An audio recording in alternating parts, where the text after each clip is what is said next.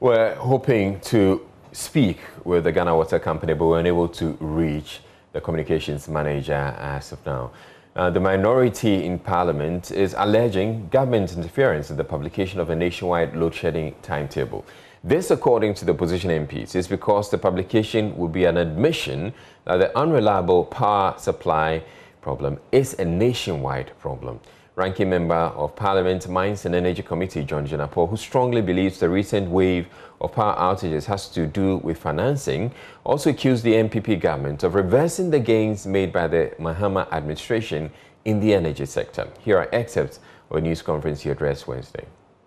More recently, you would also recall that the Union of the Electricity Company of Ghana embarked on an industrial action demanding the removal of their managing director, citing incompetence, duplicity, and total lack of understanding of the power distribution company.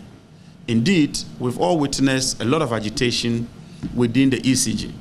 We are also picking similar signals at NEDCO. There was a similar one at VRA where the unional staff issued a threat. And we are also hearing that all is not well at Bui Power. It is therefore clear that Ghana's energy sector is in a state of crisis. As if that is not enough, the ECG, GRIDCO, and the Honorable Minister himself has been providing conflicting timelines on when this debilitating power crisis will be resolved. What is even more disturbing is that despite confirmation from GRIDCO a couple of weeks ago that the country would continue to experience these power outages into the foreseeable future, for which reason they promised to publish a load management schedule, the anticipated schedule has been put on hold due to political pressure from the executive. GRIDCO is willing to publish that management schedule, but the executive has insisted that they do not publish that schedule. And so the ordinary Ghanaian is having to bear the brunt of these intermittent outages and its accompanying challenges with distraction to gadgets, whilst GRIDCO would have ordinarily published the schedule. It is a well-known fact, especially among energy sector industry players, that the current outages in the country is due to financial challenges and not the unconvincing reasons that we have been receiving from them. This is because the transmission lines and transformers are congested, and they are congested due to underinvestment and lack of regular maintenance arising from the poor financial health of the energy sector SOEs. Jinapor also outlined a series of recommendations, including a ban on the nomination of political appointees to sensitive positions at the Energy Ministry. He says, if adopted by government, would address the doomsday situation. Are not just criticizing, we are not just pointing faults. As a responsible minority committed to serving this country and poised to occupy the seat of government, we are providing alternative solutions, providing some pointers for government to consider. One, the energy sector players must be proactive and inform, that is publish, a schedule to electricity consumers who will be affected by these outages in advance, so that would-be or affected customers can take remedial steps to mitigate the effect of such outages. Because if people know that their power is going to go off at a certain point in time, they may prepare so that their gadgets can be safeguarded.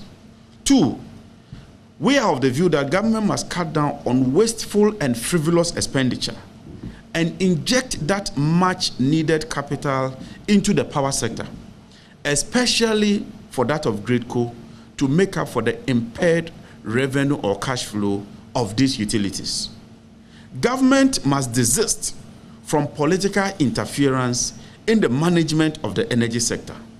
Consequently, we wish to caution government to refrain from engaging in political appointments within these utility companies, especially at middle management levels when vacancies are declared.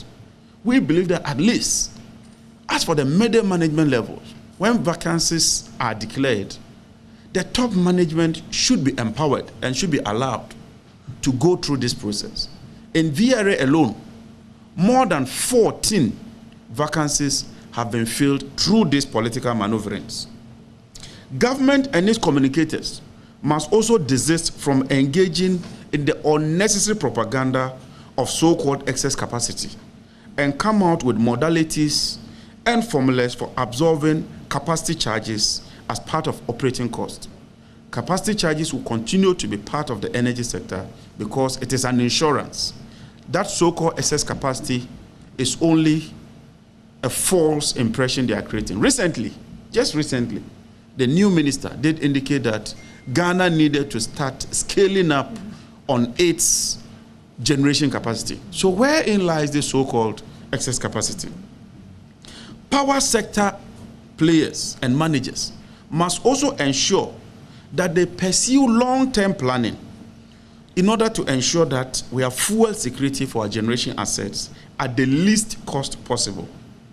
Government must also allow independent power producers to take this responsibility for procuring their own fuel supplies and requirements. The issue where companies are hurriedly formed soon after the NPP government assumed office, and then the fuel supplies are hyped up for them, and they pay them under the guise of so-called capacity, ought to stop immediately. Immediate steps must also be taken to aggressively address ECG's spiraling technical and commercial losses, currently estimated by its own workers at 34%.